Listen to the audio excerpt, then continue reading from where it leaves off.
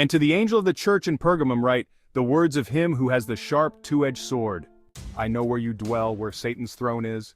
Yet you hold fast my name, and you did not deny my faith even in the days of Antipas, my faithful witness, who was killed among you, where Satan dwells.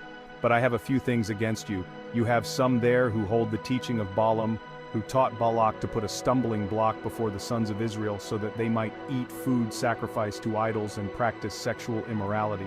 So also you have some who hold the teaching of the Nicolaitans. Therefore repent. If not, I will come to you soon and war against them with the sword of my mouth.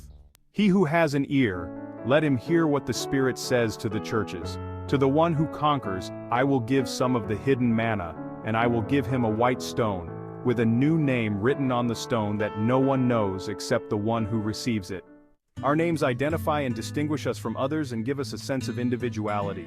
Receiving a name signifies we are recognized in relationship. We give our children and pets a name to claim them as family.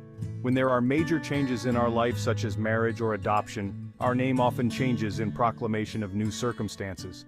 When we give our lives to Christ, we are born again, as it says in 1 Peter chapter 1 verses 3-5. This time, into God's family. God gives us a new name to claim each of us as his own beloved child. But unlike a name storm that is just tracked, God as our Father guides us in the track he lays out for us. And because Jesus conquered sin and eternal death on the cross, we are given power to live victoriously, no matter what storms in life we confront. I don't know what my new name is yet, but I know it's precious.